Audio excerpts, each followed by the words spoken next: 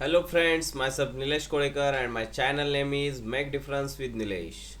In the last lecture we have seen the mathematics part 1 of 9th standard, in which we are going to see the first chapter of the maths sets.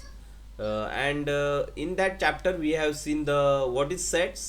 After that उसके बाद हमने देखा था कि set जो है हम कैसे डिफाइन करते हैं और सेट जो है किन दो तरीके से हम लिख सकते हैं। जो हमने देखा था रोस्टर मेथड या फिर लिस्टिंग मेथड है या फिर जो है बिल्डर मेथड। तो ये दो तरीके से सेट जो है डिफाइन कर सकते हैं। अभी इस लेक्चर में हम देखेंगे वेन डायग्राम। तो इस लेक्चर में हम देखेंगे क्या देखेंगे, वेन डायग्राम। तो ये वेन डायग्राम जो है ये जो इन्वेंट किया था, ये जो साइंटिस्ट था या फिर मैथमेटिशियन था, एक जॉन वेन करके, जॉन वेन नाम का एक मैथमेटिशियन था। तो ये जो जॉन वेन जो है इन्होंने ये वेन डायग्राम्स इन्वेंट किए थे और इनकी जो लॉजिक और प्रोबेबिलिटी जो है इन्होंने सबसे पहले दुनिया के सामने लेके आए। लॉजिक और प्रोबेबिलिटी जो है इन्होंने सबसे पहले इन्होंने कंसेप्ट दिया है। और इनका जो फेमस बुक जो है वेन डायग्राम जो है एक लॉजिकल डायग्राम्स है।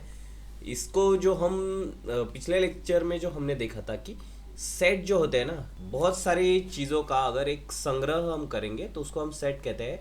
तो इन सेट को एक अलग तरीके से लिखने के लिए या फिर अलग तरीके से अगर हमको पिक्चोरियल इनको अगर हमको प्रेजेंट कराना है तो ये वेन डायग्राम्स हमको बहुत ज़्यादा यूजफुल है। तो वेन डायग्राम में जनरली क्या करते हैं, सपोज मुझे यहाँ पे एक सेट दिया है ए और इसके ये 5 कंपोनेंट्स है, 5 एलिमेंट्स है, 1 2 3 4 एंड 5। तो इसको मैं ये वेन डायग्राम के जरिए कैसे रिप्रेजेंट करूँगा। तो मैं पहले तो ये ऐसे यहाँ पे एक डायग्राम बनाऊंगा और उसके अंदर मैं इस सेट का नाम दे दूंगा। और अभी मेरे सेट के क्या क्या एलिमेंट्स हैं, 1 2 3 4 एंड 5। तो उसको मैं यहाँ पे डायरेक्टली लिख दूंगा वेन डायग्राम के अंदर 1 2 3 4 एंड 5। इनको आप कहीं पे भी लिख सकते हैं वेन डायग्राम में, ऐसा कोई इसमें कंपल्शन नहीं है कि एक ऑर्डर में आना चाहिए। इसको आप वेन डायग्राम में कहीं पे भी लिख सकते हैं, ठीक है। तो वेन डायग्राम जो है सेट को अगर हमको समझना है तो it is a very useful. और हम जो डायग्राम के ज़रिए इजीली हम ये एग्जाम्पल जो है सॉल्व कर सकते हैं, ठीक है। तो ये हो गया वेन डायग्राम।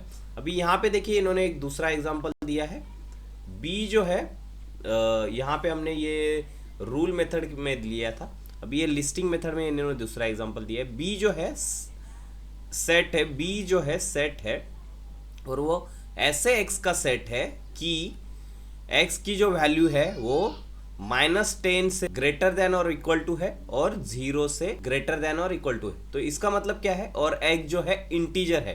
तो एक्स की वैल्यू इन्होंने दी है हमको -10 और 0 के बीच में, और -10 और 0 भी इसमें इंक्लूड हो गए क्योंकि यहाँ पे इक्वल टू का जो साइन आया है उसकी वजह से। और एक्स जो है हमेशा इंटीजर है, यहाँ पे दिया है। तो अगर मुझे ये वाला वेन डायग्राम अगर मुझे रिप्रेजेंट करना है तो मैं क्या करूँगा, पहले यहाँ पे ऐसे इसका डायग्राम बनाऊंगा, फिर इसके अंदर मैं इसका सेट का नाम लिखूंगा, जो भी सेट का नाम इन्होंने दिया है बी। तो यहाँ पे क्या क्या इसमें इंक्लूड है, -10, उसके बाद है -9, उसके बाद है -8, -7, फिर है -6, फिर है -5, फिर है -4, फिर है -3, -2, -1 and 0 will also include in this set because they have mentioned x is equal to 0। तो इतने सारे कंपोनेंट्स इस सेट के हो जाएंगे, ठीक है। अभी हमको समझ में आया कि वेन डायग्राम से जो है सेट हम कैसे रिप्रेजेंट कर सकते हैं। अभी हम दूसरा कंसेप्ट यहाँ पे देखेंगे, सबसेट।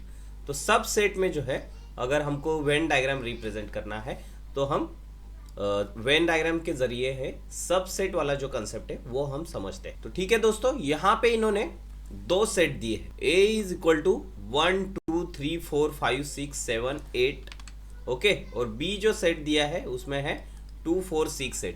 अभी यहाँ पे अगर ये दोनों सेट को अगर हम एनालाइज करेंगे ना दोस्तों, तो हमको दिखेंगे कि ये जो एलिमेंट है यहाँ पे, 2 जो एलिमेंट है ये दोनों सेट में कॉमन है। फिर उसके बाद 4 जो एलिमेंट है ये भी दोनों सेट में कॉमन है। उसके बाद 6 जो एलिमेंट है ये भी दोनों सेट में कॉमन है, और 8 जो एलिमेंट है वो भी दोनों सेट में कॉमन है। और बी के जो सारे एलिमेंट है ना दोस्तों, इसमें देखिए बी जो सेट है उसके सारे एलिमेंट्स ए सेट का पार्ट है। 2, 4, 6 एंड 8 ये जो सारे एलिमेंट बी सेट में जो है वो ए सेट में मौजूद है। तो इसको मैं पहले अभी वेन डायग्राम के जरिए दोनों सेट को यहाँ पे ड्रॉ करता हूँ। तो हम कैसे ड्रॉ करेंगे वो हम देखते हैं यहाँ पे। तो यहाँ पे मैं शुरुआत में एक वेन डायग्राम बनाता हूँ। अगर इसको मैं ए सेट कहता हूँ तो ए सेट के क्या क्या एलिमेंट है, 1, उसके बाद है 2, उसके बाद है 3, उसके बाद है 4, उसके बाद है 5, उसके बाद है 6, उसके बाद है 7 एंड उसके बाद है 8। अभी यहाँ पे देखिए तो 2, 4, 6, 8 जो एलिमेंट है ना वो सेट बी का भी हिस्सा है। तो हम अगर यहाँ पे सेट बी बनाना है वेन डायग्राम के जरिए, तो मुझे यहाँ पे अगर सेट बी बनाना है ना वेन डायग्राम के जरिए, तो मैं क्या करूंगा, ये जो 2, 4, 6 और 8 जो है इनको राउंड करूंगा जो कि सेट बी के एलिमेंट्स है। ओके, तो सेट बी के एलिमेंट्स क्या क्या है, 2, 4, 6 एंड 8, और ये एलिमेंट जो है सेट ए के भी एलिमेंट्स है। तो यहाँ पे हम क्या देख रहे हैं कि सेट बी के सारे एलिमेंट जो है ना सेट ए का हिस्सा है। तो इसका मतलब क्या है, सेट बी जो है सेट ए का सबसेट है। अगर ऐसी कंडीशन आती है ना, अगर किसी सेट के सारे एलिमेंट जो है अगर किसी दूसरे सेट के हिस्सा है या फिर एलिमेंट्स है, तो हम कहेंगे कि वो सेट जो है दूसरे सेट का सबसेट है। तो यहाँ पे जो हम कहेंगे बी जो है ए का सबसेट है। क्या है, B is a subset of A। तो हम ऐसे रिप्रेजेंट करेंगे, B is a subset of A। Okay, ये जो सिंबल है अगर हमको रिप्रेजेंट करना है तो हम इस तरह से इसको रिप्रेजेंट करते हैं, B is a subset of A। Subset हम क्यों कह रहे हैं, क्योंकि B सेट के जो सारे एलिमेंट है वो A सेट का हिस्सा है, और इसके अलावा भी A सेट में बहुत सारे एलिमेंट है, बट B सेट के जो सारे एलिमेंट है वो A सेट का भी हिस्सा है। इसके लिए B जो है A का यहाँ पे सबसेट बन जाता है। ठीक है, तो यहाँ पे हम इसको रीड करेंगे ऐसे, B is a subset of A। तो इसको हम ऐसे रिप्रेजेंट करते हैं, B is a subset of A। अभी हम नेक्स्ट देखते हैं। यहाँ पे देखिए दोस्तों, इन्होंने यहाँ पे एक एग्जाम्पल दिया है, उसके जरिए हम सबसेट वाला कंसेप्ट और गहराई से समझते हैं। Set of a students in a class and set of a students in a same class who can swim.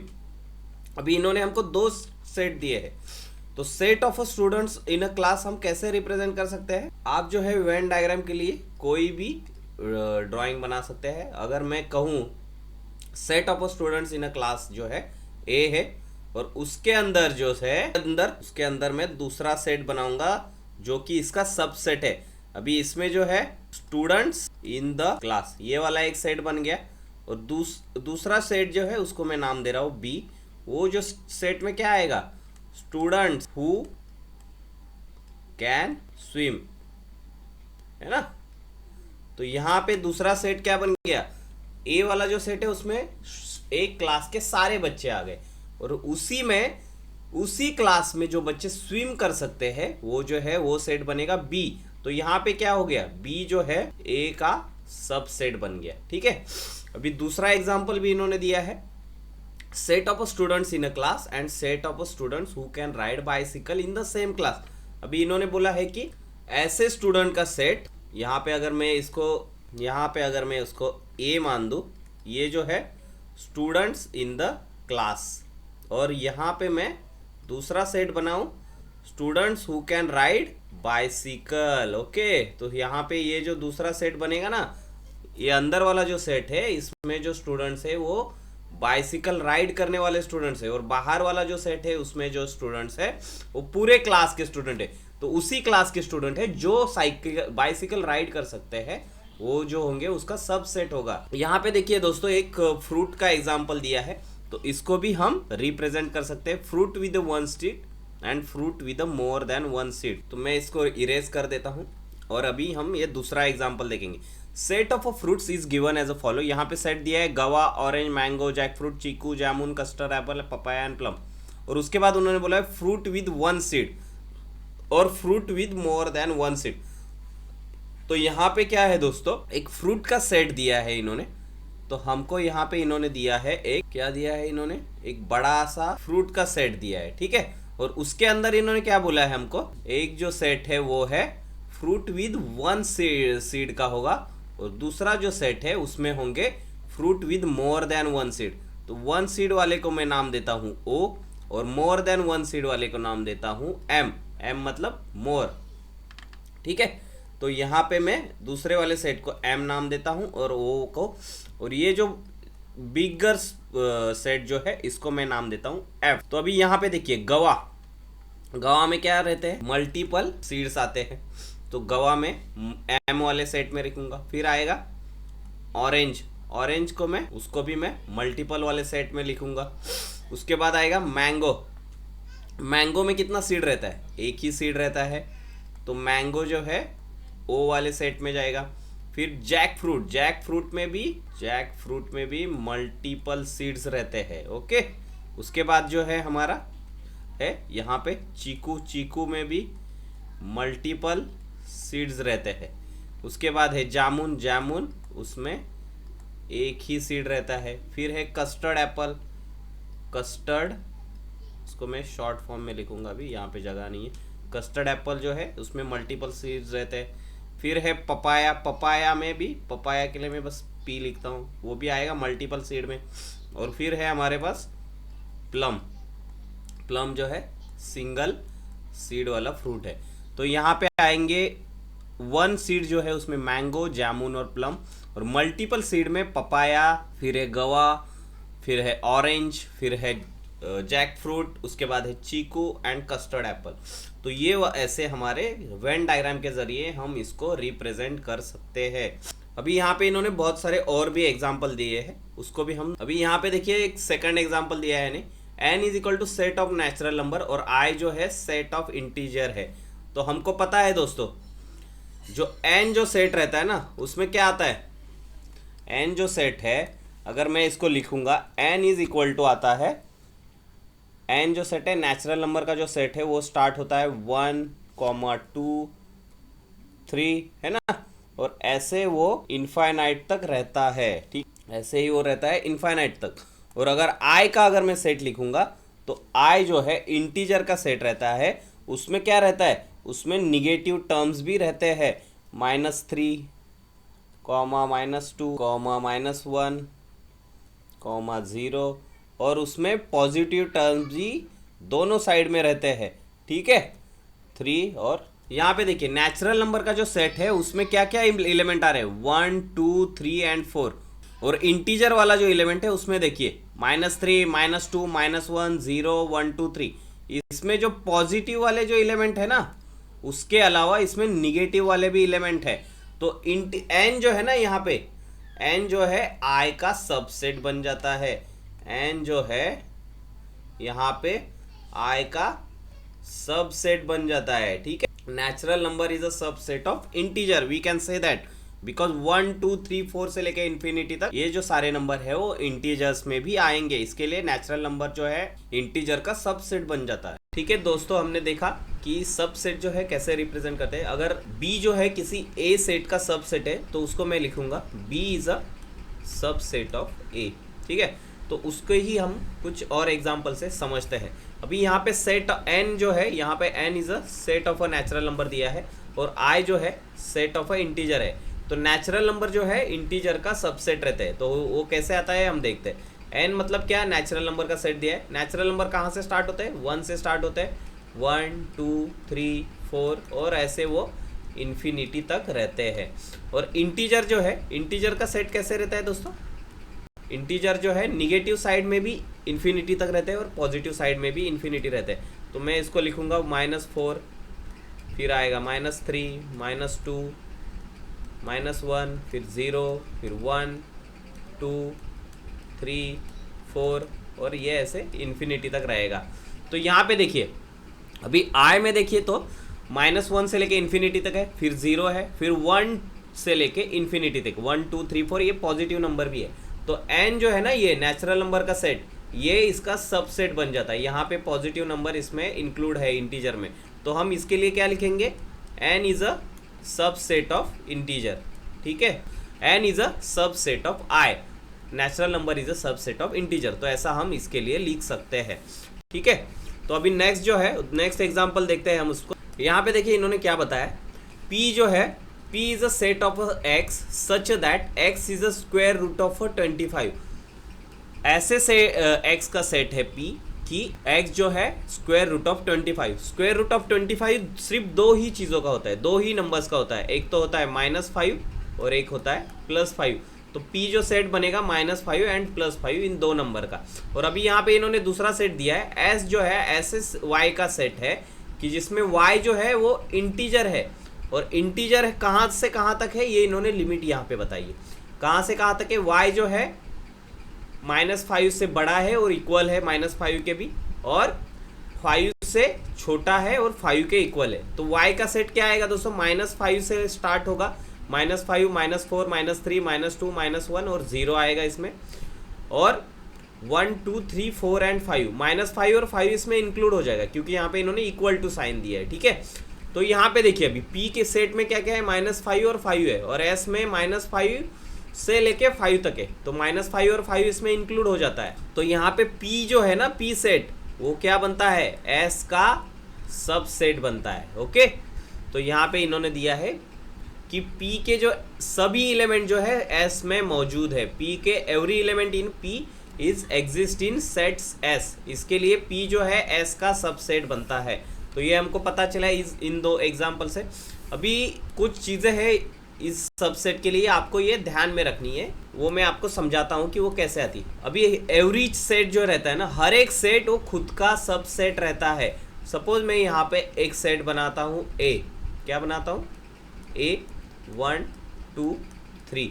तो यहाँ पे a जो सेट है वो खुद का ही सबसेट रहता है, हमेशा से याद रखिए। ये एवरी सेट जो है हमेशा खुद का सबसेट रहेगा क्योंकि यहाँ पे a में 1 2 3 है, और ये वाला a फिर से हम a लिख ले तो इस a में भी सारे एलिमेंट रहेंगे a के। तो हमेशा हर एक सेट अपना खुद का सबसेट होता है, ये चीज़ ध्यान में रखिए। अभी यहाँ पे रखिए, देखिए empty set is a subset of every set. कोई भी अगर एम्प्टी सेट है ना तो वो जो है हर एक सेट का सबसेट होता है। अभी a में क्या नहीं है, अगर एम्प्टी सेट में मैं एम्प्टी सेट देखूँ तो एम्प्टी सेट मतलब क्या होता है, 5, उसको हम प्रेजेंट करते हैं 5 से, है ना। 5 is equal to empty set मतलब क्या रहता है, उसमें कोई भी एलिमेंट नहीं है। तो एम्प्टी सेट जो है हर एक सेट का सबसेट रहता है। तो यहाँ पे a में अगर देखूंगा तो वो a का भी सबसेट है। कैसे सबसेट है, क्योंकि एम्प्टी सेट में कोई एलिमेंट नहीं है। तो अगर मैं एम्प्टी सेट a में मिला दूं तो क्या फर्क पड़ेगा क्या a को, नहीं फर्क पड़ेगा। इस वजह से एम्प्टी सेट जो है हर एक सेट का सबसेट होता है। अभी यहाँ पे हम दूसरा एग्जांपल देखेंगे और एक चीज़ सीखेंगे। अगर कोई दो सेट इक्वल है, अगर a और b इक्वल है, यहाँ पे मैं a सेट मैंने बनाया है और ऐसा ही मैं कोई दूसरा सेट बनाता हूँ b, क्या बनाता हूँ b, उसमें भी यही 3 एलिमेंट है। तो b में जितने एलिमेंट है उतने ही a में एलिमेंट है। 1 है b में, 2 a में है, b में भी 2 है, फिर 3 a में है और b में भी 3 है। तो यहाँ पे each and every element of a is matching with each and every element of b, okay. So हम कह सकते हैं कि a is equal to b। यहाँ पे a और b जो सेट है दोनों इक्वल सेट है, तो उसके लिए हम कहेंगे a is a subset of b और b is a subset of a। ये हम कह सकते हैं क्योंकि every set is subset of itself, और a और b इक्वल है। यहाँ पे मैंने a की जगह पे b लिख दिया। दोनों इक्वल है तो दोनों एक दूसरे के सबसेट हो सकते हैं। अभी यहाँ पे अगर उल्टी कंडीशन आपको दी है, a जो है b का सबसेट है और b जो है a का सबसेट है, तो हम कह सकते हैं कि दोनों सेट इक्वल है। बस हमको यहाँ पे उल्टा दिया है, a is subset of b और b सबसेट ऑफ a। अगर ऐसे है तो वो दोनों सेट इक्वल है, दोनों के सारे एलिमेंट एक दूसरे के मैच करेंगे, ये हमको पता होगा। अभी यहाँ पे मैं एक और एग्जांपल इन्होंने दिया है। a जो सेट दिया है 1 3 4 7 8, इतने सारे 5 एलिमेंट है और इसमें से इन्होंने ये इसके सबसेट बनाए। p जो है 1 3 है, फिर t जो है 4 7 8 है, v जो है 1 4 एंड 8 है, और s जो है 1 4 7 8 है। तो ऐसे बहुत सारे सबसेट हम इस सेट से बना सकते हैं। तो मैं ये जो p लिखा है ना इन्होंने, तो मैं p के लिए मैं ऐसे लिख सकता हूँ, p is a subset of a, या फिर t is a subset of A, क्योंकि यहाँ पे टी के सारे एलिमेंट ए में प्रेजेंट है, पी के सारे एलिमेंट ए में प्रेजेंट है, वी के जो है सारे एलिमेंट ए में प्रेजेंट है, इसके लिए ये जो है सारे ए के सबसेट बन जाते हैं। S is also subset of A. या फिर मैं और सारे सेट भी बना सकता हूँ, जैसे यू बनाया मैंने 1 3 4 7 8, ये ए की तरह ही ये सबसेट है, तो ये यू बी क्या बन जाएगा, you also will become a का सबसेट। एंड बी में 1 4 लिया है तो बी 1 4 ए में भी है, तो बी क्या बनेगा, ए का सबसेट। अगर किसी दूसरे सेट के सारे एलिमेंट अगर मेन सेट में प्रेजेंट है तो उसको हम कहेंगे कि दूसरा सेट जो है मेन सेट का सबसेट है। ओके, अभी यहाँ पे देखिए दोस्तों, कुछ क्लास में स्टूडेंट्स है सुजाता, हमीद, मुक्ता, नंदिनी एंड जोसफ।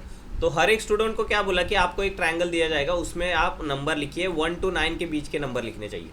तो कौन से भी नंबर आप लिखिए, हर एक स्टूडेंट को उन्होंने बता दिया। तो सुजाता ने लिखे 1 3 5 7 9, हमीद ने लिखा 2 4 6 8, मुक्ता ने लिखा 1 4 9, नंदिनी ने 1 to 9 सारे नंबर लिख दिए और जोसेफ ने 2 3 5 और 7 लिखे। अगर हम यहाँ पे ऑब्जर्व करें ना, तो नंदिनी ने जो लिखे 1 to 9 लिखे, तो सुजाता ने 1 3 5 7 9 इसमें प्रेजेंट है, सारे 1 3 5 7 9 प्रेजेंट है। तो यहाँ पे सुजाता का जो सेट है वो नंदिनी के सेट का सबसेट बन जाता है। हमीद का भी सेट जो है नंदिनी के सेट का सबसेट बनता है। 2 4 6 8 प्रेजेंट है, यहाँ पे भी 2 4 6 8 है, तो इसके लिए हमीद का भी सेट जो है वो नंदिनी के सेट का सबसेट है। ऐसे ही मुक्ता का भी जो सेट है वो नंदिनी के सबसेट है, जोसेफ का भी नंदिनी का सबसेट बन जाता है। तो इसके लिए जो दोस्तों सारे एलिमेंट जो है दूसरे सेट के इसमें प्रेजेंट है मेन सेट में, तो वो उसका सबसेट बन जाता है। अभी यहाँ पे देखिए हम एग्जाम्पल के जरिए समझते हैं। यहाँ पे जो है कुछ सेट्स दिए हैं, सम सेट्स आर गिवन बिलो, और उसके लिए हमको ट्रू और फॉल्स बताना है। तो यहाँ पे देखिए ए जो है, ए में क्या दिया है, -4 -2 -4 और इन्फिनिटी तक ऐसे दिए हैं। एक नंबर छोड़ के ये नंबर लिखे हुए 0 फिर 2 4 6। और यहाँ पे देखिए बी में क्या लिखा है 1 2 3, यहाँ पे नेचुरल नंबर का ये सेट है। फिर यहाँ पे सी में क्या लिखा है 0 से लेके स्टार्ट होके -6 12, यहाँ पे बीच के नंबर इंक्लूड नहीं है। ओके, तो 6 नंबर का गैप है। डी में 4 4 नंबर का गैप है, -4 -8 4 8। ओके, और यहाँ पे पूछ रहा है कि A is a subset of sets B C and D. तो यहाँ पे अगर तीनों मिला के हम देखेंगे, तीनों मिला के अगर सेट है ना, तीनों मिला के बी सी और डी देखेंगे तो ये ए जो सेट है इसका सबसेट बन जाता है। A is a subset of B comma C comma D when this sets are, सारे सेट हम इक्वल एक साथ लिखेंगे तब ये सेट इक्वल होगा। बट अकेले अकेले जो है ए जो है बी का सबसेट नहीं है। क्यों नहीं है, क्योंकि यहाँ पे 1 2 3 है, बट ए में 1 2 3 प्रेजेंट है क्या, नहीं है, तो ए बी का सबसेट नहीं है। और ए जो है डी सी का भी सबसेट नहीं है। क्यों नहीं है, क्योंकि इसमें 1 2 3 4 5 ये प्रेजेंट नहीं है। और ये जो है डी का सिंगल ही सबसेट है क्या, नहीं है, क्योंकि 1 2 3 यहाँ पे इसमें प्रेजेंट नहीं है। तो इसके लिए ये जो है बी सी और डी सिंगल इसका सबसेट नहीं है। अभी यहाँ पे इन्होंने क्या पूछा है, देखिए B is a subset of all the set which are given above. B जो है हर एक सेट का सबसेट है। सारे सेट का सबसेट है क्या, नहीं। ए में प्रेजेंट है बी, 1 2 3 प्रेजेंट है क्या, नहीं है। 1 और 3 इसमें नहीं आता। सारे इवन ऑड नंबर जो है ए वाले सेट में नहीं है, तो बी जो है ए का सबसेट नहीं बन सकता। सी में भी 1 2 3 4 ये प्रेजेंट नहीं है नंबर, तो सी का भी सबसेट नहीं बनेगा। डी में भी प्रेजेंट नहीं है 1 2 3, तो डी का भी बी सबसेट नहीं बनेगा। अभी आई में देखिए, आई में यहाँ पे 1 2 3 4 जो है ये हमने पहले ही देखा था, नेचुरल नंबर जो है इंटीजर का सबसेट रहते हैं। तो बी जो सेट है वो नेचुरल नंबर का सेट है, 1 से स्टार्ट होके इन्फिनिटी तक। और यहाँ पे आई में भी 1 से लेके इन्फिनिटी तक प्रेजेंट है, तो हम लिखेंगे कि B is only subset of I. अभी हम नेक्स्ट देखेंगे यूनिवर्सल सेट। अभी यूनिवर्सल सेट क्या होता है दोस्तों, यूनिवर्सल सेट में अगर मैं कोई एक चीज, किसी चीज कोई एक एग्जाम्पल में कंसिडरेशन में लेता हूं ना, तो उसमें जो सबसे बड़ा सेट होगा उसको हम कहेंगे यूनिवर्सल सेट। और यूनिवर्सल सेट हमेशा रेक्टेंगल से रिप्रेजेंट करते हैं, और उसके ऊपर उसको जो लेटर यूज करते हैं रिप्रेजेंट करने के लिए, वो लेटर होता है यू। यूनिवर्सल सेट को रिप्रेजेंट करने के लिए लेटर हम यूज करते हैं यू, और रेक्टेंगल से हमेशा हम यूनिवर्सल सेट रिप्रेजेंट करते हैं। अभी यहाँ पे देखिए इन्होंने यूनिवर्सल सेट हमको समझने के लिए एक एग्जाम्पल लेते हैं। यहाँ पे इन्होंने क्या दिया है, suppose we want to study the students in class 9 who frequently remain absent. अभी हमको क्या स्टडी करना है, क्लास 9 का स्टूडेंट का, जो जिनमें से जो स्टूडेंट फ्रीक्वेंटली एब्सेंट रहते हैं, ज़्यादातर वो लोग एब्सेंट रहते हैं। तो यहाँ पे मेरा यूनिवर्सल सेट क्या बनेगा, उसको मैं रेक्टेंगल से रिप्रेजेंट करता हूँ। तो यूनिवर्सल सेट मेरा क्या बनेगा यहाँ पे, students in class 9। Okay, class 9 के जितने भी सारे स्टूडेंट होंगे वो मेरा यूनिवर्सल सेट बनेगा, है ना। तो उसको मैं नाम दूंगा। और उसके बाद मैं क्या करूंगा, हमको अभी फाइंड आउट क्या करना है, फ्रीक्वेंटली रिमेंड अपसेट। मतलब हमको क्या बताना है, इस क्लास 9 के स्टूडेंट में जो अपसेंट रहने वाले स्टूडेंट का नाम बताना है, नंबर बताना है। तो यहाँ पे मैं लिखूंगा फ्रीक्वेंट अपसेंट। तो अभी हम यहाँ पे क्या कर रहे हैं, स्टडी कर रहे हैं। तो इसको मैं अगर अपसेंट स्टूडेंट के नाम से ए अगर दे देता हूँ, स्टूडेंट इन क्लास 9, उसमें से एक छोटा सबसेट होगा ये अपसेंट स्टूडेंट का, है ना। क्योंकि क्लास 9 में कितने स्टूडेंट अपसेंट रहते हैं ये हमको पता करना है। तो ये हम ऐसे इसको रिप्रेजेंट कर सकते हैं। तो यूनिवर्सल सेट क्या होता है पता चला। हमको अभी कंसिडरेशन में यहाँ पे क्लास 9 के स्टूडेंट कंसिडर करने थे, है ना। तो इसके लिए हमने यहाँ पे ये यू सेट लिया जो यूनिवर्सल सेट होगा क्लास 9 का स्टूडेंट का। तो यहाँ पे सबसे बड़ा सेट जो है क्या हो गया, universal set students in a class 9, ये क्या हो गया, बड़ा सेट हो गया। और absent student in the class 9 जो होगा वो छोटा सेट बनेगा या फिर सब सेट बनेगा यूनिवर्सल। तो ये यूनिवर्सल सेट का हमने एक और एग्जांपल देख लेते हैं यहाँ पे। यहाँ पे देखिए अभी क्या दिया है, cricket team of 15 students is to be selected from a school. एक स्कूल है और उसमें से मुझे 15 लोगों की टीम डिवाइड सिलेक्ट करनी है क्रिकेट की। Here all the students from school who play cricket is a universal set A, सही है। और a team of 15 cricket player is a subset of a universal set. अभी इसको हम अलग तरीके से भी रिप्रेजेंट कर सकते हैं, ना। इन्होंने क्या बोला है कि cricket team of 15 student is a selected from a school, school से सिलेक्ट करने को बोल रहे हैं। तो यहाँ पे हम पहले तो ये ऐसे एक सेट बना सकते हैं जिसको हम नाम देंगे यू। हम यहाँ पे क्या नाम देंगे, स्टूडेंट्स इन स्कूल, है ना, स्टूडेंट्स इन स्कूल। यहाँ पे ये बड़ा सेट बन गया, सारे स्टूडेंट स्कूल में जितने भी स्टूडेंट है वो सारे स्टूडेंट यहाँ पे आएंगे। और फिर उसमें से, ठीक है, अभी हमने क्या लिया, ये यू जो है स्टूडेंट्स इन स्कूल लिया। और इसमें मैं एक सबसेट लूंगा, कौन सा सबसेट लूंगा, स्टूडेंट्स हु प्ले क्रिकेट, है ना, ये एक सबसेट बनेगा। और उसके अंदर मैं एक सेट लूंगा 15 स्टूडेंट का जो सिलेक्ट करेंगे हम टीम में। तो यहाँ पे देखिए एक स्कूल है, उसमें सारे स्टूडेंट जो आएंगे, फिर उसमें से क्रिकेट खेलने वाले स्टूडेंट, और उसमें से टीम में जो सिलेक्ट होंगे वो 15 प्लेयर। तो ये ऐसे यूनिवर्सल सेट क्या बनेगा, ये अलग तरीके से। अभी इन्होंने दिया है कि all students in school who play cricket. अभी इन्होंने यूनिवर्सल सेट को कंसिडर किया कि जो स्टूडेंट बस क्रिकेट खेलते हैं, बट हमने क्या कंसिडर किया कि जो स्टूडेंट स्कूल में है। और फिर हमने बाद में कंसिडर किया सेकंड सेट जो है जो स्टूडेंट तो क्रिकेट खेलते हैं, और लास्ट में जो सेट आएगा वो 15 students who are in the team.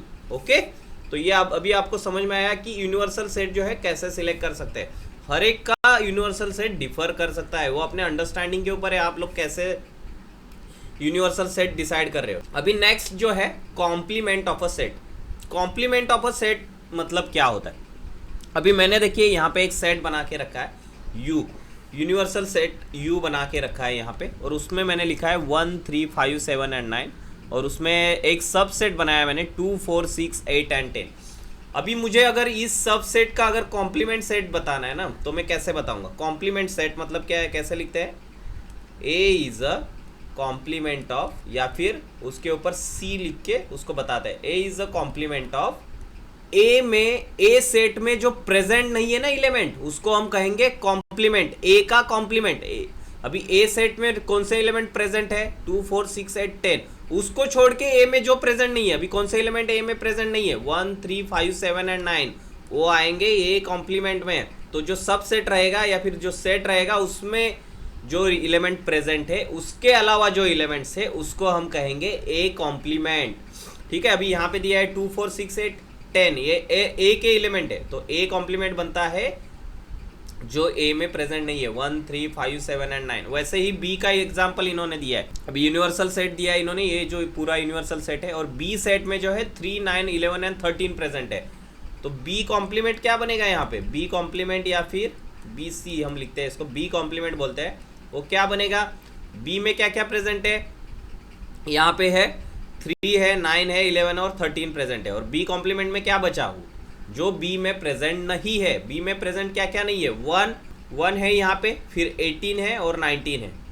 ठीक है, 1, 18 एंड 19, ये 3 एलिमेंट आएंगे बी कॉम्प्लीमेंट में। जो एलिमेंट्स जो सबसेट में प्रेजेंट नहीं है उसको हम कहेंगे उस एलिमेंट का कॉम्प्लीमेंट।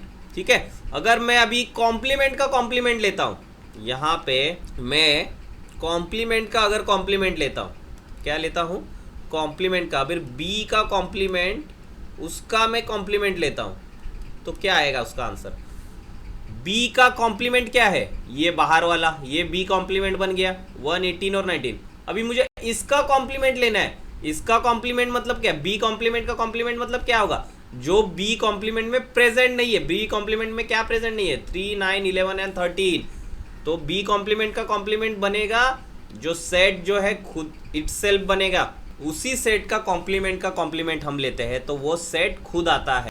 बी कॉम्प्लीमेंट का कॉम्प्लीमेंट है वो सेट इटसेल्फ। अभी यहाँ पे देखिए कॉम्प्लीमेंट सेट के यहाँ पे इन्होंने कुछ प्रॉपर्टीज बताई है। तो no elements are common in A and A complement.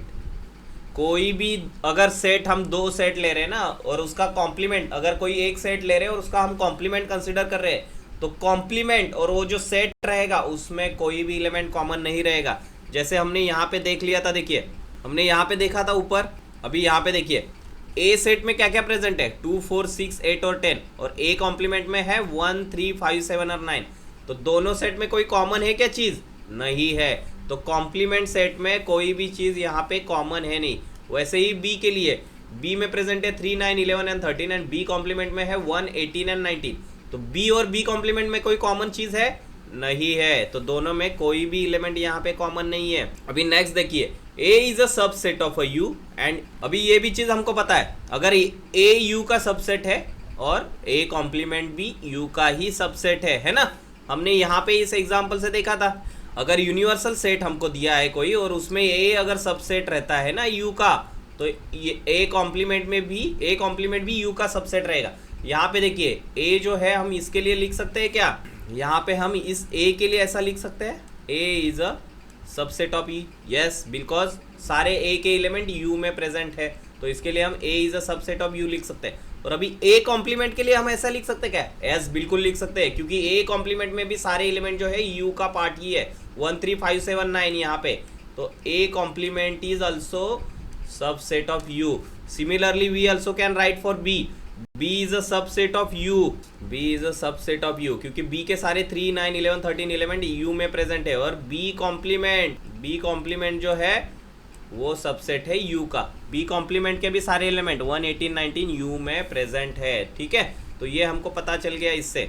अभी complement of set U is a empty set. अभी एम्प्टी सेट का कॉम्प्लीमेंट, यूनिवर्सल सेट का कॉम्प्लीमेंट क्या होगा, एम्प्टी सेट होगा। यूनिवर्सल सेट में कौन कौन से एलिमेंट आ रहे हैं, 1, बी में जो है, बी वाला जो हम एग्जांपल है उसमें देखते हैं, यूनिवर्सल में 1, 3, 9, 11, 13, 18 एंड 19, ये यूनिवर्सल सेट के यहाँ पे एलिमेंट्स है। तो यू में कौन सा एलिमेंट प्रेजेंट नहीं है, यहाँ में यू में तो सभी प्रेजेंट है, 1, 3, 9, 11, 13, 18, 19। तो हम यू, अगर मैं यू कॉम्प्लीमेंट कंसिडर करूंगा तो यू में प्रेजेंट जो एलिमेंट नहीं है उसको मुझे कंसिडर करना पड़ेगा। यू कॉम्प्लीमेंट मतलब क्या, जो यू में प्रेजेंट नहीं है। तो यू में कौन सा एलिमेंट प्रेजेंट नहीं है, तो होगा वो आएगा नल सेट, है ना। यू कॉम्प्लीमेंट अभी इस केस में हमको पता नहीं है, तो हम उसको कहेंगे वो नल सेट है। यू के बाहर के जितना भी एलिमेंट रहेगा वो यू कॉम्प्लीमेंट में आएगा, बट हम इसको कंसिडर कर रहे हैं कि वो वैल्यू होती है फाई। हमारा जो सिस्टम अंडर कंसिडरेशन हमने लिया है ना, उसको ही हमको यहाँ पे कंसिडर करना है। इसके लिए हमारा आएगा वैल्यू फाई। यू कॉम्प्लीमेंट हमेशा आएगा, यूनिवर्सल सेट का कॉम्प्लीमेंट आएगा फाई, यू कॉम्प्लीमेंट आएगा phi, U complement will equal to phi, null value. अभी complement of empty set is universal set. अभी मैं फाई सेट का, उसका मैं कॉम्प्लीमेंट रहता हूँ, एम्प्टी सेट का अगर मैं कॉम्प्लीमेंट लूंगा तो उसका वैल्यू आएगा यू। एम्प्टी सेट का वैल्यू अगर मैं कॉम्प्लीमेंट सेट लेता हूं तो उसका वैल्यू क्या आएगा, यू आएगा। ओके, तो अभी यहाँ पे देखिए, यहाँ पे हमने यू क्या कंसिडर किया है, 1, 3, 9, 11, 13, 18 एंड 19। तो हमको अगर एम्प्टी सेट मतलब क्या, जिसमें कोई एलिमेंट प्रेजेंट नहीं है, ऐसा वाला सेट लेना है। फाई मतलब क्या, तो फाई कॉम्प्लीमेंट क्या बनेगा, फाई में जो चीज़ प्रेजेंट नहीं है वो हम बनाएंगे फाई कॉम्प्लीमेंट, तो वो बनेगा प्रेजेंट नहीं है और प्रेजेंट है, तो हमारा यूनिवर्सल सेट है वो आता है फाई कॉम्प्लीमेंट। ये चीज़ याद रखिए। ओके, अभी हम नेक्स्ट टॉपिक देखते हैं, ऑपरेशंस ऑन सेट। सेट पे क्या क्या ऑपरेशन किए जा सकते हैं। अभी उसमें हम पहले देखते हैं इंटरसेक्शन ऑफ टू सेट्स। अगर हम कोई एक एग्जांपल लेते हैं ना, सपोज ये दो सेट्स बने हैं, सेट ए उसमें है 1 3 5 एंड 7, और ये सपोज बी सेट है, उसमें भी एलिमेंट्स है 2 4 6, तो ये इसको नाम है बी, ठीक है, इस सेट का नाम है बी। तो अगर मैंने देखा तो ए और बी सेट में कॉमन क्या चीज़ है। अभी यहाँ पे देखिए मैंने ये दो सेट्स ऐसे बनाए हैं, तो यहाँ पे इसका मतलब है कि ये दो सेट में 7 नंबर जो है ना वो कॉमन है। अगर मैं इसको रिप्रेजेंट करता हूँ ए सेट को, तो मैं ऐसे लिखूँगा लिस्टिंग मेथड में 1 3 5 एंड 7, ओके। और बी सेट को वही मैं रिप्रेजेंट करूँगा लिस्टिंग मेथड में, तो 2 4 6 and 7, because 7 is a part of a both set. 7 जो है दोनों सेट में पार्ट है, तो 7 जो है ए में भी आएगा और बी में भी आएगा। तो क्या हुआ, इसका मतलब क्या है, ए और बी का जो इंटरसेक्शन है ना, दोनों का जहां पे इंटरसेक्शन हो रहा है वहां पे कौन सा एलिमेंट आ रहा है, 7A एलिमेंट आ रहा है। तो मैं यहाँ पे जो इंटरसेक्शन अगर सेट का हो रहा है तो उसको हम इस तरह से रिप्रेजेंट करेंगे। अगर हमको सेट्स का इंटरसेक्शन रिप्रेजेंट करना है तो ए इंटरसेक्शन बी ऐसे हम रिप्रेजेंट करेंगे। और ए इंटरसेक्शन बी का मतलब क्या है, ये मैं बिल्डर मेथड में रिप्रेजेंट करता हूँ। ए इंटरसेक्शन बी ऐसे एक्स का संच है, ऐसे एक्स का संच है जहां पे एक्स जो है एलिमेंट ऑफ ए बी है and x is also element of B, okay.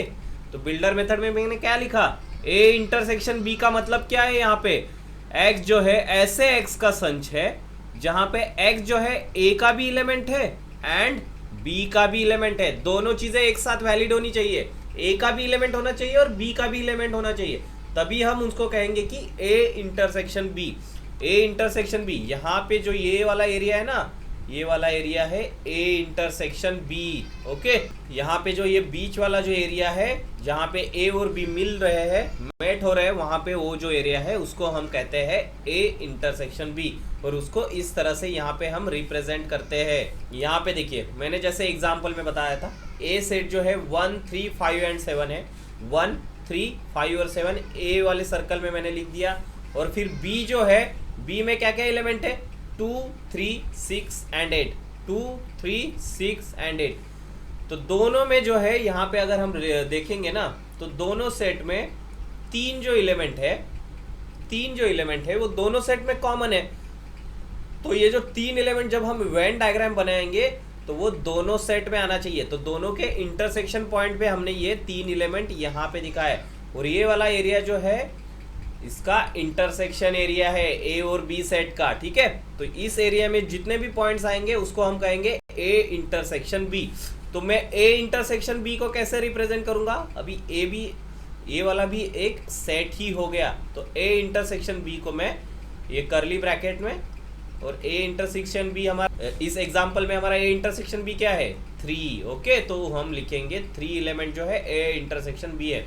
अभी नेक्स्ट एग्जांपल लेते हैं हम, ए में क्या है 1 3 9 11 एंड 13। तो ए मैंने यहाँ पे इन लोगों ने यहाँ पे प्लॉट किया है, ए 1 9 3 11 एंड 13, ये पांचों एलिमेंट ए में प्रेजेंट है। और बी में देखिए तीन ही एलिमेंट प्रेजेंट है, 1 9 एंड 11। अभी मुझे ए इंटरसेक्शन बी जो निकालना है, अभी मुझे क्या निकालना है, ए इंटरसेक्शन बी दोनों में भी प्रेजेंट होने चाहिए। ए इंटरसेक्शन बी का मतलब क्या है, दोनों में भी प्रेजेंट होने वाले एलिमेंट। तो अभी मैं कैसे देखूंगा, दोनों में प्रेजेंट है ऐसे एलिमेंट। अभी यहाँ पे देखिए तीन एलिमेंट दोनों में प्रेजेंट है क्या, 3 ए में तो प्रेजेंट है, 3 ए में तो प्रेजेंट है, बट बी में प्रेजेंट है क्या 3 नहीं है, बी में 3 प्रेजेंट नहीं है, तो 3 एलिमेंट नहीं आएगा इसमें। 13 एलिमेंट ए में तो प्रेजेंट है पर बी में प्रेजेंट है क्या 13 एलिमेंट? नहीं है। बी में 13 है क्या यहाँ पे? नहीं है। दोनों में कॉमन क्या है? 1 1 दोनों में प्रेजेंट है। यहाँ पे भी 1 बी में प्रेजेंट है तो मैं 1 लिखूंगा, वो इंटरसेक्शन में आएगा। 9 एलिमेंट जो है 9 भी ए में प्रेजेंट है, बी में प्रेजेंट है तो 9 भी आएगा यहाँ पे। 11 जो है ए में प्रेजेंट है, बी में भी प्रेजेंट है और यहाँ पे भी है दोनों में, तो आएगा ये ऐसे मेरा सेट। तो यहाँ पे 1 9 एंड 11 ये 3 नंबर जो है ए इंटरसेक्शन बी का पार्ट है। ठीक है, ए इंटरसेक्शन बी मतलब ए का भी पार्ट है और बी का भी पार्ट है, दोनों में ये एलिमेंट प्रेजेंट होने चाहिए, तभी हम उसको कहेंगे ए इंटरसेक्शन बी। अभी यहाँ पे इस एग्जांपल में क्या है, बी जो है ए का ऑलरेडी सबसेट है। सबसेट है कैसे लिखते हैं हम? B is a subset of A, है ना। क्यों सबसेट है? क्योंकि बी के सारे एलिमेंट 1 9 11 ए में प्रेजेंट है, इसके लिए बी जो है ए का ऑलरेडी सबसेट है यहाँ पे। तो यहाँ पे अगर कोई भी सेट अगर दूसरे सेट का सबसेट हो ना, तो उसमें ए इंटरसेक्शन बी जो आता है, वो जो सबसेट वाला जो सेट होता है वही सेट आता है। तो यहाँ पे अगर हम देखेंगे ए इंटरसेक्शन बी क्या है? 1 9 एंड 11, जो कि तीनों एलिमेंट बी में भी प्रेजेंट है, 1 9 एंड 11। तो जब भी कोई भी सेट अगर किसी सेट का सबसेट अगर है ना, कोई भी सेट अगर किसी भी सेट का सबसेट है, जो सबसेट वाला सबसेट जो है वही वो जो सेट है वो ए इंटरसेक्शन सेट आता है। सबसेट वाला जो सेट रहता है वही सेट जो है दोनों का इंटरसेक्शन का सेट आता है। ठीक है, कोई भी सेट अगर किसी भी सेट का सबसेट है तो सबसेट वाला जो सेट है वो दोनों का इंटरसेक्शन वाला सेट आता है।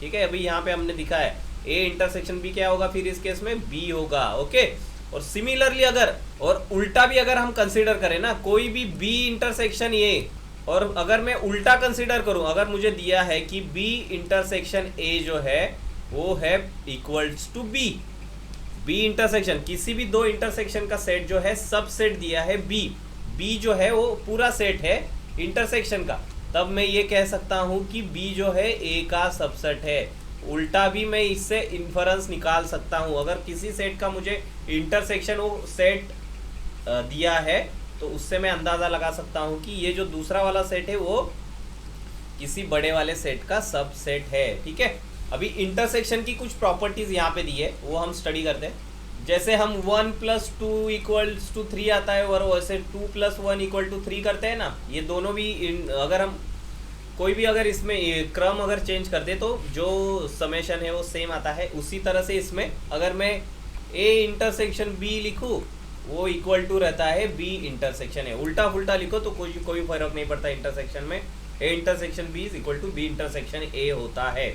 जब भी A intersection B is equal to कोई भी सबसेट रहता है, या फिर ए इंटरसेक्शन बी जब सबसेट बी रहता है, then B is a subset of A आता है। ओके, ये हमने देख लिया था। फिर ए इंटरसेक्शन, अभी यहाँ पे देखिए, A intersection A complement is equal to null set होता है। अभी ये यहाँ पे कैसे होगा, सपोज मैं ये सेट ए बनाता हूँ, यहाँ पे मैंने एक सेट ए बनाया और उसमें 1 3 और 5 ये 3 एलिमेंट है, और अभी मुझे इसका ए कॉम्प्लीमेंट लेना है, तो मैं क्या करूँगा, मेरा ए के एलिमेंट क्या आएंगे बताइए, 1 3 एंड 5 ये 3 एलिमेंट आएंगे। और अभी मुझे इसका ए कॉम्प्लीमेंट लेना है, तो ए कॉम्प्लीमेंट में क्या एलिमेंट आएंगे, ए कॉम्प्लीमेंट में ये में जो एलिमेंट नहीं है वो एलिमेंट्स आएंगे। तो ए में कौन से एलिमेंट नहीं है, कोई भी, ए कॉम्प्लीमेंट में 5 एलिमेंट्स है, नल एलिमेंट है। ए कॉम्प्लीमेंट में क्या है, नल एलिमेंट्स है। तो ए कॉम्प्लीमेंट ए, अभी मैं यहाँ पे लेता हूँ ए कॉम्प्लीमेंट ए का, तो ए कॉम्प्लीमेंट मेरा बन जाता है ए वाला सेट। ओके, ए कॉम्प्लीमेंट में नल एलिमेंट्स है, तो A complement A intersection A complement क्या बनेगा मेरा, नल एलिमेंट। क्योंकि यहाँ पे ए और ए कॉम्प्लीमेंट का कहाँ पे मिलाप हो रहा है, क्या कहीं पे मेट हो रहे क्या दोनों एक दूसरे के साथ, नहीं हो रहे। तो ए इंटरसेक्शन ए कॉम्प्लीमेंट बनेगा मेरा 5 या फिर नल एलिमेंट। अभी यहाँ पे देखिए, ये हमने देखा था ए अगर किसी भी सेट का A is a subset of B, then A intersection B जो है ए आता है, ये हमने देखा था। अगर कोई भी सेट किसी भी सेट का सबसेट है तो दोनों का इंटरेक्शन जो होगा वो सबसेट वाली वैल्यू आएगी। ओके, फिर यहाँ पे देखा इन्होंने दिया है A intersection B is a subset of A, then A intersection B is also subset of B. क्या दिया है? A intersection B is a subset of A. अगर ऐसा है तो A intersection of B is also subset of B. इसका मतलब क्या है? ए इंटरसेक्शन बी, यहाँ पे अगर ऐसा है ए और बी, ए इंटरसेक्शन बी यहाँ पे कुछ वैल्यू है, ये इंटरसेक्शन बी अगर मैं कंसीडर कर रहा हूँ तो वो क्या है? अगर सबसेट ऑफ ए है, ए इंटरसेक्शन बी यहाँ पे सबसेट ऑफ ए होगा, बराबर है, ये बात सही है। फिर A intersection of B will also be subset of B. B वाला जो सेट है ना, यहाँ पे ये बी जो सेट है, ये वाला पार्ट जो है उसी का भी सेट होगा। तो दोनों जो इंटरसेक्शन वाला जो सेट रहता है वो हमेशा दोनों का सबसेट रहता ही है। और ए इंटरसेक्शन ए जो रहता है, ए ही आता है। कोई भी सेट का इंटरसेक्शन लो तो वो खुद के साथ तो इंटरसेक्ट होगा ही, खुद के साथ तो इंटरसेक्ट होगा ही ना कोई भी सेट। तो ए इंटरसेक्शन ए जो है ए ही आएगा। अभी हम देखते हैं नेक्स्ट कंसेप्ट जो है डिसजॉइंट सेट्स। अभी डिसजॉइंट सेट्स क्या होते हैं? अभी मैंने यहाँ पे अगर दो सेट्स बनाए, दो सेट यहाँ पे दिए है हमको, ए में दिया है वैल्यूज 1, 3, 5 एंड 9 और बी में दिए है 2, 4 एंड 8। 1, 3, 5 एंड 9 ए में दिए है और बी में दिए है 2, 4 एंड 8। तो इसमें से कोई मैच हो रहा है क्या एक दूसरे के साथ? बिल्कुल नहीं मैच हो रहा। तो ए और बी जो है डिसजॉइंट सेट्स है। क्या है? Disjoint sets. ये दोनों यहाँ पे कहीं पे भी ज्वाइन नहीं हो रहे, इसका कोई रिलेशन है नहीं एक दूसरे के साथ। तो वैसे भी यहाँ पे अभी सिमिलरली देखिए, यहाँ पे एक एग्जाम्पल दिया है इन्होंने, ए और बी यहाँ पे एक दूसरे के साथ इंटरसेक्ट हो रहे हैं। यहाँ पे इन्होंने एक एग्जाम्पल दिया है, ए और बी यहाँ पे इंटरसेक्ट हो रहे हैं। तो अगर मुझे यहाँ पे लिखना है ए इंटरसेक्शन बी, मुझे लिखना है तो क्या आएगा? ए इंटरसेक्शन बी में, ए और बी में इंटरसेक्शन ये जो है ये वाला पोर्शन है ना, तो उसमें है 3 एंड 6, ये दो पार्ट आएंगे उसमें। फिर अभी बी, ए और सी में कोई इंटरसेक्शन हो रहा है क्या? नहीं हो रहा। तो ए इंटरसेक्शन सी आएगा 5, वो होगी 5 होगी, क्योंकि वो डिसजॉइंट सेट है, दोनों में कोई इंटरसेक्शन वैल्यू नहीं आ रही है। और अभी बी इंटरसेक्शन सी क्या आएगा इस केस में? बी इंटरसेक्शन सी, बी और सी के इंटरसेक्शन में अभी सी जो है बी का सबसेट है। तो यहाँ पे हमको पता है अगर कोई भी सेट किसी भी सेट का, बड़े सेट का सबसेट है, तो वो जो सबसेट वाले सेट की पूरी वैल्यूज इंटरसेक्शन में आ जाती है ना। तो यहाँ पे आएगा 10, 11 और 12। ओके, तो ये वाला सेट बी इंटरसेक्शन सी बन जाता है। अभी हम देखेंगे next union of sets. Union of sets, union अभी हमने देखा इंटरसेक्शन, दो सेट में जो कॉमन चीज है ना वो सेट हमने देखा। अभी हम देखेंगे यूनियन।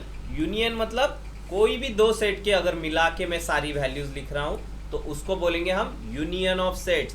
दोनों सेट को मिला के अगर मैं यहाँ पे ए सेट बना रहा हूँ, उसमें है 1, 3 और 5, ठीक है। और ये में बी सेट है मेरे पास, उसमें है 2, 4 एंड 8। और अगर मैं इन दोनों का यूनियन लिखाऊंगा, यूनियन मतलब क्या हो रही है? सेट की यहाँ पे एडिशन हो रही है। सेट का यहाँ पे क्या हो रहा है? एडिशन हो रहा है। ए यूनियन बी, इसको ऐसे रिप्रेजेंट करते हैं, ए यूनियन बी ऐसे लिखते हैं इसको। और ए यूनियन बी, ये सेट क्या बन जाएगा फिर? 1। ए में जो एलिमेंट है वो सारे एलिमेंट इस सेट में आएंगे और बी में जो एलिमेंट है वो भी एलिमेंट इस सेट में आ जाएंगे। ए यूनियन बी मतलब दोनों सेट का जनरली एडिशन होता है। तो ए यूनियन बी क्या बन जाएगा मेरा? 1, 3, 5, 2, 4 एंड 8। अभी यहाँ पे देखिए मैं इसको रीड कैसे करूंगा। ए यूनियन बी जो है ऐसा सेट है, ऐसे एक्स का सेट है जहां पे एक्स जो एलिमेंट है, X is a element of A और X is a element of B.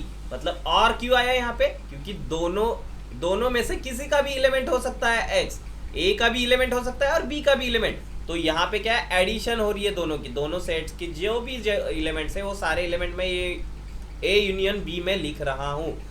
अभी यहाँ पे एक एग्जाम्पल दिया है इन्होंने, वो एग्जाम्पल देखते हैं। ए सेट में जो इन्होंने कुछ वैल्यूज दिए -1, -3, -5, 0, और मैंने यहाँ पे ए सेट ड्रॉ किया -1, -3, -5 और 0। और फिर बी सेट में कुछ वैल्यूज दिए 0, 3 और 5, 0, 3 और 5, ये करके मैंने बी सेट ड्रॉ किया। पर यहाँ पे देखिए 0 जो एलिमेंट है वो दोनों में कॉमन है, तो दोनों के इंटरसेक्शन पे ये 0 एलिमेंट आएगा। ओके, दोनों के क्या इंटरसेक्शन वाला जो एरिया रहेगा उसमें ये 0 एलिमेंट आएगा। तो अभी मैं अगर इन दोनों सेट का मैं ए इंटरसेक्शन ये यूनियन बी अगर लिखता हूं तो क्या आएगा, ए यूनियन बी मतलब दोनों के सारे एलिमेंट आने चाहिए। तो ए सेट में क्या क्या है, -3 -5 -1 0। उसके बाद अभी बी के सारे एलिमेंट लिखने हैं 3 5। अभी यहाँ पे देखिए मैंने एक बार अगर 0 लिख दिया ना किसी सेट में तो मैं दोबारा वो वैल्यू नहीं लिखता हूँ, है ना। हमने पहले ही शुरुआत में सेट जब स्टडी किए थे तब देखा था कि सेट में एक जो वैल्यू है, एक जो एलिमेंट है, एक ही बार लिखा जाता है। तो यहाँ पे 0 जो है मैंने एक बार यहाँ पे लिख दिया, तो ए में 0 था तो वो एक बार लिख दिया। तो मुझे मैं फिर से यहाँ पे बी के सेट के जब वैल्यू में इस सेट में लिखूंगा ना ए यूनियन बी में, तो फिर से मैं डबल 0 नहीं लिखूंगा, यहाँ पे एक ही बार आएगा 0। ठीक है, तो ये सेट जो है इतना ही होगा। ओके, तो अभी इस एग्जाम्पल से आपको पता चल गया होगा कि ए यूनियन बी कैसे रिप्रेजेंट करते हैं। अभी यहाँ पे इन्होंने हमको एक एग्जाम्पल दिया है और इसमें से लिस्टिंग मेथड से सारे सेट हमको लिखने के बोलिए। अभी यहाँ पे यू सेट दिया है, यू सेट क्या आएगा दोस्तों बताइए मुझे। अभी यू सेट में क्या क्या पॉइंट्स है, क्या क्या एलिमेंट्स है इसके अंदर। ये जो रेक्टेंगल के अंदर जितने भी सारे एलिमेंट्स होंगे वो यू सेट का पार्ट होंगे। तो हम पहले यू लिखते हैं, यू सेट का पार्ट जो यहाँ पे यू पूछा है ना हमको, तो उसके हम सारे पार्ट लिखेंगे। यहाँ पे है 9 11 12। उसके बाद है बी में जो है वो भी आएंगे, यू में प्रेजेंट है वो सारे 1 7 5 3। उसके बाद दोनों के इंटरसेक्शन पे वाले प्लेट 8 10, और ए वाले भी नंबर्स इसमें आएंगे 2 4 एंड 6 एंड करली bracket complete. These all the elements which are present in U. Okay, now A set के एलिमेंट कौन से है, A सेट के यहाँ पे एलिमेंट हमको पूछते हैं, तो A सेट हमको यहाँ पे प्रेजेंट करना है। तो A में क्या क्या एलिमेंट है यहाँ पे देखिए, 2 है 4 है 6 है और 8 और 10, ये भी A पार्ट A सेट के एलिमेंट है। वो A और B में इंटरसेक्ट हो रहे, कॉमन है, बट वो A सेट के भी एलिमेंट है। तो जब मैं A के एलिमेंट लिखूंगा तो वो इंटरसेक्शन वाले एलिमेंट भी ए में लिख दूंगा, है ना। तो ए वाले एलिमेंट मैंने लिख दिए यहाँ पे। अभी बी सेट के एलिमेंट कौन कौन से, बी सेट के एलिमेंट यहाँ पे दिए हुए 1 3 5 और 7, और 8 और 10 ये भी बी सेट के एलिमेंट है। वो दोनों के इंटरसेक्शन पे है, बट बी सेट के भी वो एलिमेंट्स है। तो यहाँ पे मैं बी सेट के एलिमेंट लिख दूंगा। तो बी सेट के एलिमेंट क्या आएंगे, 1 3 5 7 8 एंड 10। तो ये सारे 6 एलिमेंट्स बी में भी आएंगे। और अभी देखिए इन्होंने हमको क्या पूछा है, इन्होंने हमको पूछा है A intersection A union B पूछा है। यू सिंबल है ना बीच में, सीधा यू है ये। तो हमने को क्या पूछा है इन्होंने, ए यूनियन बी पूछा है।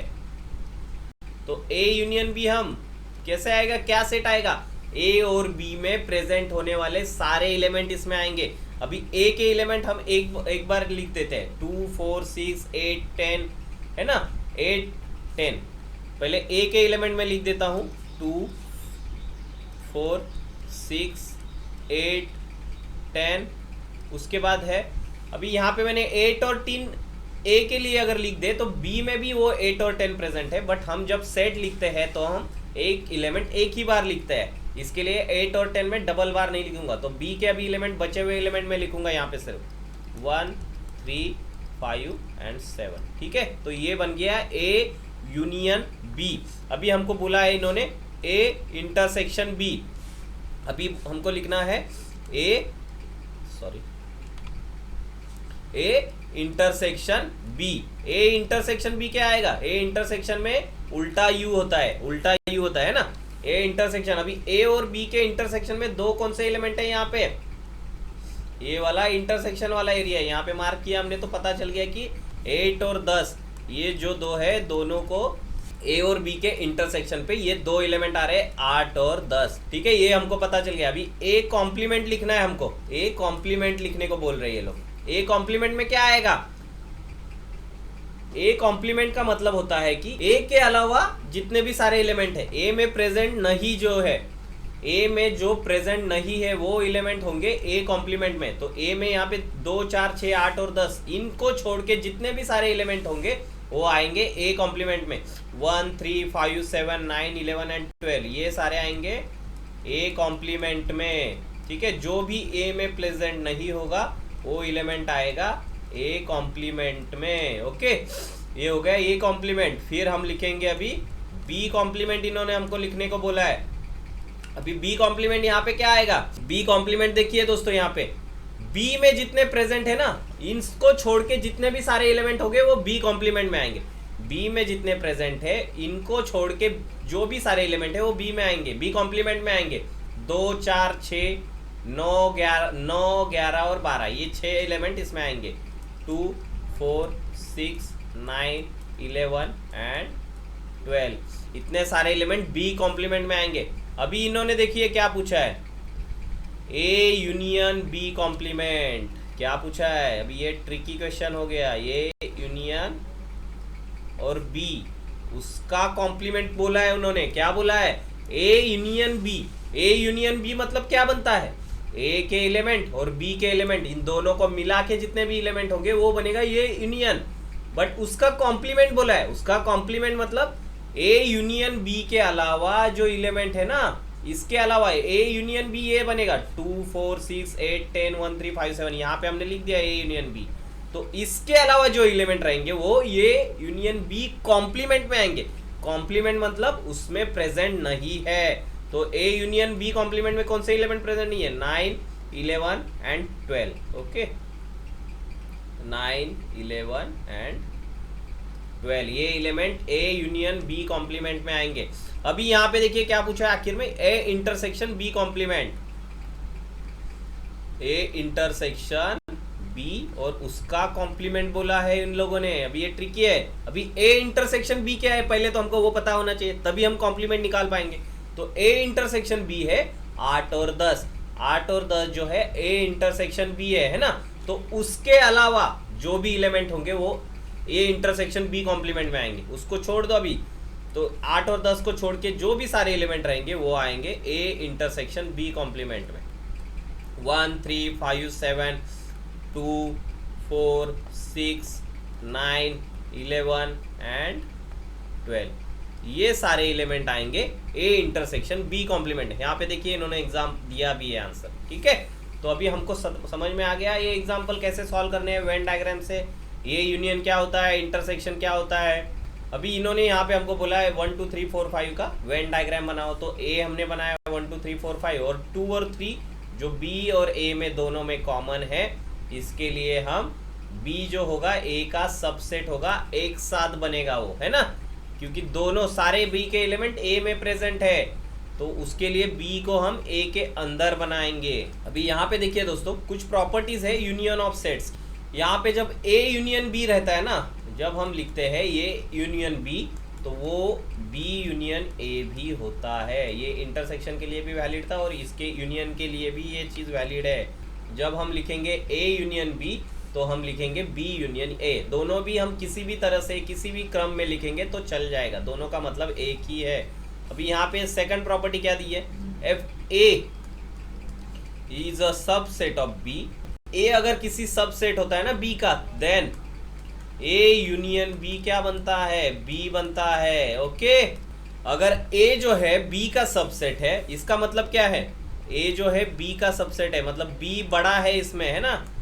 ए अगर बी का सबसेट है तो यहाँ पे अगर मैं लिखता हूँ ये छोटा जो है ए है और उसमें 1 3 और 5 है और बी में 2 4 है, इतने सारे एलिमेंट्स अगर बी में प्रेजेंट है तो यहाँ पे अगर मैंने लिख दिया 1 3 और 5 और 2 और 5 4 ये बी में प्रेजेंट, तो यहाँ पे क्या होगा, ए जो है और बी के 1 3 5 ये बी के भी एलिमेंट होंगे क्योंकि ये अंदर है बी के, और ए जो है बी के अंदर है तो ए क्या बनेगा इसका, ए का सबसेट बनेगा, है ना। ए जो है बी का सबसेट बनेगा यहाँ पे।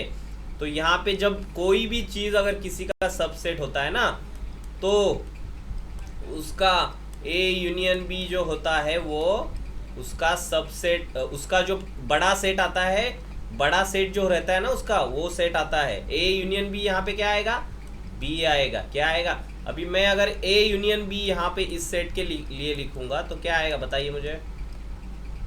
पहले तो आएगा ए का हम सारी वैल्यूज लिखेंगे। ए सेट में क्या है 1 3 और 5 है ना, 1 3 5। और अभी बचे हुए बी सेट में जो भी है लिखेंगे 1 3 5 2 एंड 4। ये बी में भी प्रेजेंट है बट यहाँ पे 1 3 5 डबल आ जाएगा, इसके लिए डबल हम वैल्यूज नहीं लिखते सेट में। तो बचा क्या 2 और 4। तो ये जो है बी में सारे वैल्यूज प्रेजेंट है, तो ये क्या ए यूनियन बी क्या हो गया, सेट बी हो गया है ना। तो जब भी अगर कोई सेट जो है किसी चीज का सेट का सबसेट है तो दोनों का यूनियन जो है बड़ा सेट आता है, ठीक है। अभी यहाँ पे देखिए ए सबसेट है, ठीक है। अभी नेक्स्ट देखते हैं ए यूनियन ए हमेशा ए ही रहेगा। अगर मैं किसी सेट का, अगर यहाँ पे मैं एक छोटा सेट बनाता हूँ और उसका नाम मैंने ए दिया 1 2, ये 2 वैल्यूज है इसमें, और इसका मैं अगर यूनियन करता हूँ उसके साथ ही ए यूनियन ए कर दूंगा तो क्या होगा, इसका वैल्यूज 1 और 2 आएगा, क्योंकि वही सेट आएगा। ए में जो आएगा ए में 1 और 2 लिख दूंगा और यूनियन में भी वही वैल्यूज आएगी, क्योंकि हम सेट जब रिप्रेजेंट करते हैं तो वैल्यूज हम डबल नहीं लिखते, ठीक है। तो ये मैंने यहाँ पे लिख दिया।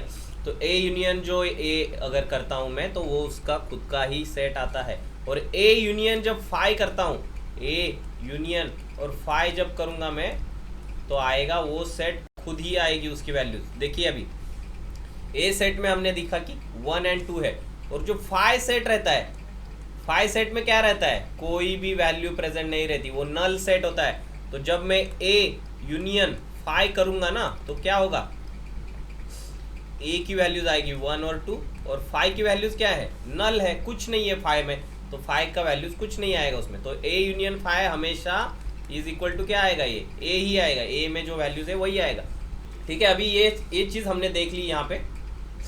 अभी हम देखेंगे number of elements in a set. क्या देखेंगे, number of elements in a set. अभी यहाँ पे देखिए एक सेट दिया है इन्होंने, a is equal to 3 6 9 12 and 15। अगर ये चीज़ें यहाँ पे इन्होंने, अभी यहाँ पे देखिए a जो है इन्होंने क्या दिया है 3 6 9 12 एंड 15। तो यहाँ पे कितने एलिमेंट है इस सेट में, 1 2 3 4 और 5। ए सेट में कितने एलिमेंट हो गए, 5 एलिमेंट हो गए। तो अगर मुझे इस सेट के अंदर कितने एलिमेंट है, कितने नंबर्स है, number of elements in a set है अगर रिप्रेजेंट करना है मुझे क्या रिप्रेजेंट करना है, number of elements of set ए। तो मैं कैसे रिप्रेजेंट करूंगा, सेट के अंदर कितने एलिमेंट है टोटल, वो अगर मुझे लिखना है तो यहाँ पे मैं लिखूंगा n of A set A is equal to कितने हैं एलिमेंट, 5 एलिमेंट्स। तो मैं आगे लिखूंगा जो नंबर है इसमें, तो n ऑफ ए क्या होगा 5, number of elements in the set A is equal to 5। वैसे ही number of elements in B में लिखना है मुझे, तो मैं क्या लिखूंगा, number of elements in set B. यहाँ पे काउंट करिए कितने, 1 2 3 4 5 और 6, तो इसका आएगा आंसर 6। अभी यहाँ पे देखिए number of elements in union and intersection of sets हम देखते हैं। अगर किसी चीज का यूनियन हो रहा है और इंटरसेक्शन हो रहा है ना, तो उसमें ये एलिमेंट्स जो है कैसे बदलते हैं इसका हम अभी स्टडी करते हैं। अभी यहाँ पे देखिए, तो यहाँ पे देखिए अभी ए सेट जो है इसमें कितने एलिमेंट है, 3 9 15 6 12, ये ए सेट के एलिमेंट है। और बी सेट में कितने एलिमेंट है, 6 12 18 24 30 एंड 36। अभी यहाँ पे क्या हो गया, जो ए सेट के एलिमेंट है ना, हम यहाँ पे लिख के बताएं ए सेट के एलिमेंट क्या क्या है, 3 9 15 6 और 12, ये ए सेट के एलिमेंट हो गए। और बी सेट के एलिमेंट क्या क्या है, 6 12 18 24 30 एंड 36। तो ए और बी में कुछ कॉमन एलिमेंट है, जो भी इंटरसेक्शन के एलिमेंट जो है वो 2 कॉमन एलिमेंट है यहाँ पे। तो अगर मैं ए यूनियन बी लिख दूंगा ना, ए यूनियन बी क्या आएगा, दोनों का ए यूनियन बी, दोनों को अगर मैं ज्वाइन कर रहा हूँ, दोनों को मिला रहा हूँ, तो क्या आएगा यहाँ पे 3 9 और 15, ए के सारे एलिमेंट आएंगे, 6 और 12 भी आएगा इसमें, ए वाले जो एलिमेंट है। और यहाँ पे देखिए अभी ये 6 और 12 बी में भी है, बट यूनियन हम जब लिखते हैं तो अब या फिर सेट हम जब रिप्रेजेंट करते हैं तब डबल एलिमेंट, एक एलिमेंट दो बार नहीं लिखते, तो सिर्फ अभी बी में जो एलिमेंट बचे हैं वही एलिमेंट इसमें आएंगे। ओके, तो अभी यहाँ पे देखिए ए यूनियन बी ए बन गया, और अभी हम देखेंगे ए इंटरसेक्शन बी, उल्टा यू मतलब इंटरसेक्शन। अभी दोनों में इंटरसेक्शन वाले कितने एलिमेंट है, यहाँ पे जो इंटरसेक्शन वाला है वो एरिया ये है, तो यहाँ पे कितने एलिमेंट है, दो एलिमेंट है, 6 एंड 12, तो दो एलिमेंट है इंटरसेक्शन में। तो अभी देखिए यहाँ पे, अभी यहाँ पे एक मजेदार चीज हो गई। अभी number of elements in A अगर मुझे लिखने हैं तो कितने हैं, number of elements in A कितने हैं, 1 2 3 4 एंड 5, कितने हैं number of elements in A, number of elements in A है 5, और number of elements in B कितने हैं, number of elements in B 1 2 3 4 5 and 6, कितने हैं 6। अभी number of elements in A union B कितने आएंगे, number of elements in A union B. अभी यहाँ पे देखिए क्या हो गया होगा, 1 2 3 4 5 6 7 8 और 9। अभी मैंने ए और बी का एडिशन किया तो मेरा टोटल एडिशन कितना आ रहा है, 11 आ रहा है, 11 आ रहा है। बट अगर मैं यूनियन का एडिशन कर रहा हूँ तो कितना आ रहा है, यहाँ पे 9 ही हो गए। क्यों 9 हो गए, क्योंकि यहाँ पे जो यूनियन में हमने ये दो एलिमेंट दो डबल बार नहीं लिखे, इसके लिए ये एलिमेंट कम हो गए यहाँ पे। तो उसके लिए अभी एक फॉर्मूला है फाइंड आउट करने के लिए, तो वो हम आगे सीखेंगे, उसके लिए ये चल रहा है।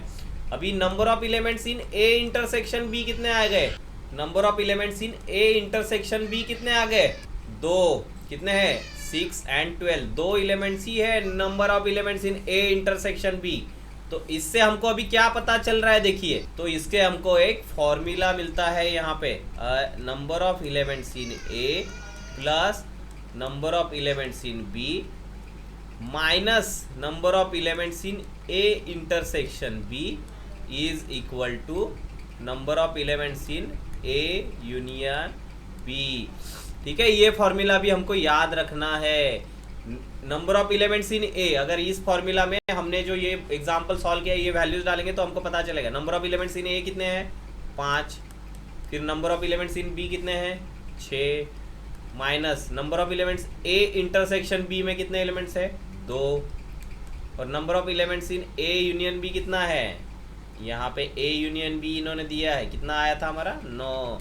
तो दोनों साइड इक्वल हो रही है क्या, 11 minus 2 9 is equal to 9। Okay, तो यहाँ पे ये ऐसे ये फॉर्मूला तैयार हो जाता है। अगर आपको किसी सेट ए की कुछ नंबर दिए हैं, किसी सेट बी के नंबर दिए हैं, या फिर आपको कोई यूनियन वाले नंबर दिए हैं, या फिर इंटरसेक्शन के नंबर दिए हैं, तो आपको इस और बाकी की चीज़ें आपको अगर नहीं दी है तो इस फॉर्मूला से आप वो चीज़ें फाइंड आउट कर सकते हैं। इस फॉर्मूला को आप दूसरी तरीका से भी ऐसे लिख सकते हैं, इस फॉर्मूलाज को आप दूसरी तरीके से ऐसे भी लिख सकते हैं, number of elements in A plus number of elements in B is equal to number of elements in A union B plus number of elements in A intersection B. Okay, यहाँ से जो ए इंटरसेक्शन बी जो minus था वो हमने right side में लेके उसको प्लस कर दिया। तो यहाँ पे ये जो फॉर्मूला है आप ऐसे भी लिख सकते हो, n number of elements A plus number of elements in B is equal to number of elements in A union B plus number of elements in A intersection B। तो ये सब हमने देख लिया। अभी हम एक प्रॉब्लम देखेंगे। यहाँ पे इन्होंने क्या दिया है, यहाँ पे एक क्लास है। भी यहाँ पे इन्होंने एक एग्जाम्पल हमको दिया है कि एक क्लास जो दिया है इन्होंने, इसमें क्लास में दिए है अराउंड 70 स्टूडेंट जो है क्लास में प्रेजेंट है। कितने हैं 70 स्टूडेंट हमको बताया ये लोग इन्होंने। क्लास में जो है, अगर क्लास को हम मानते हैं सेट सी और उसमें कितने स्टूडेंट प्रेजेंट है 70 स्टूडेंट है क्लास में, और उसमें से 45 स्टूडेंट जो है ना वो क्या खेलते हैं, क्रिकेट खेलते हैं। क्या खेलते हैं, क्रिकेट खेलते हैं। तो क्रिकेट खेलने वाले स्टूडेंट की संख्या हो गई 45। ओके, और 52 स्टूडेंट है वो खो खो खेलते हैं, और खो खो खेलने वाले की संख्या हो गई 52। अभी यहाँ पे देखिए, all the student like to play at least one of the 2 games. तो सारे 70 जो स्टूडेंट है ना टोटल, उसमें से हर एक को एक गेम खेलना पसंद है। बट कुछ कुछ स्टूडेंट जो ऐसे है उसमें से क्या है कि दोनों खेल खेलते हैं, क्रिकेट भी खेलते हैं और खो खो भी खेलते हैं। तो इन्होंने पूछा है हमको कि how many students like to play only cricket. तो क्रिकेट कितने स्टूडेंट को बस क्रिकेट खेलना पसंद है, ऐसे वाले स्टूडेंट आप फाइंड आउट करके हमको बताइए। तो यहाँ पे इन्होंने हमको अभी क्या दिया है ना वैल्यू, ये हमको पहले फाइंड आउट करना है। यहाँ पे इन्होंने क्या वैल्यू दी है वो हमको फाइंड आउट करना है। तो अभी हमको यहाँ पे इन्होंने देखिए टोटल स्टूडेंट जो है हमको 70 स्टूडेंट दिए हैं, है ना। यहाँ पे हमको क्या दिया है, टोटल 70। क्रिकेट और खो खो दोनों को पसंद है, ऐसे ही सारे स्टूडेंट होंगे, तो 70 स्टूडेंट टोटल स्टूडेंट दिए। तो हमको ये चीज़ तो पता चल गई कि इन्होंने हमको A यूनियन B जो है इसका वैल्यू हमको बता दिया कि वो वैल्यू है 70। और अभी A अगर मैं मानता हूँ, इसको A को अगर मैं मानता हूँ ना, ये क्रिकेट खेलने वाले हैं, और B को मानता हूँ मैं खो खो खेलने वाले बच्चे हैं, तो A मेरा कितना हो जाएगा, यहाँ पे नंबर ऑफ A कितने हो जाएंगे, क्रिकेट खेलने वाले बच्चे दिए हमको 45, और नंबर ऑफ B कितने हो जाएंगे इस केस में, खो खो खेलने वाले बच्चे 52 इज कितना हो जाएगा, 52 हो जाएगा। ठीक है, तो अभी हमारा फॉर्मूला हमको पता है, number of A plus number of B is equal to number of A union B plus number of A intersection B। अभी हमको A इंटरसेक्शन B जब हम निकालेंगे तब हमको पता चलेगा कि A यूनियन B हम जब निकालेंगे, अभी हमें इस फॉर्मूला में डायरेक्टली हमारा वैल्यू डालते हैं। नंबर ऑफ A कितना दिया है हमको 45, नंबर ऑफ A कितना दिया है हमको यहाँ पे 45, प्लस नंबर ऑफ B हमको यहाँ पे कितना दिया है 52, फिर number of A union B कितना दिया है, A यूनियन B का वैल्यू हमको मिला है 70, दोनों को मिला के, और A number of A intersection B हमको फाइंड आउट करना है। तो अभी यहाँ पे देखिए 45 प्लस 52 कितना होगा 97, है ना, 5 और 2 7 और 4 और 5 9, माइनस इस 70 को मैं इस साइड ले लेता हूँ, तो मेरा आंसर क्या आएगा, A इंटरसेक्शन B कितना आएगा, नंबर ऑफ आएगा मेरा 27, कितना आएगा, number of A intersection B में लिखूंगा, आएगा मेरा वैल्यू 27। तो दोनों भी खेल खेलने वाले खिलाड़ी है 27। अभी मैं क्रिकेट खेलने वाले से खिलाड़ी, मैं दोनों भी खेल खेलने वाले से खिलाड़ी अगर माइनस कर दूंगा ना, तो मुझे द प्लेयर्स हु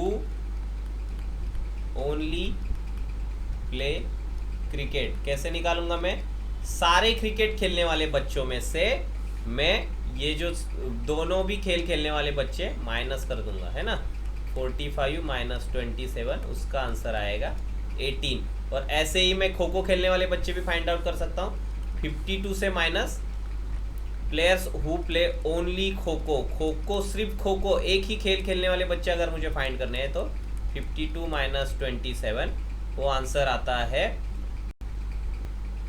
25। ओके, तो 25 बच्चे जो है वो सिर्फ खो खो खेलते हैं, और 18 बच्चे जो है वो सिर्फ क्रिकेट खेलते हैं, और 27 बच्चे जो है वो खेलते हैं दोनों भी खेल। ठीक है, और ये चीज़ अभी हमको पता चल गई, ये कैसे फाइंड आउट करना है अगर इन लोगों ने दिया है। तो ठीक है दोस्तों, आज के लिए इतना ही। आप यहाँ पे जो एग्जाम्पल दिए है इसकी प्रैक्टिस कीजिए, फिर आपको ये सेट जो चैप्टर है वो ठीक से अच्छे से समझ में आ जाएगा। ठीक है, मेरे चैनल का नाम है make difference with Nilesh. Please like share and subscribe my channel, और आपको सब्सक्राइब करेंगे तो नोटिफिकेशन आती रहेंगी। Thank you very much.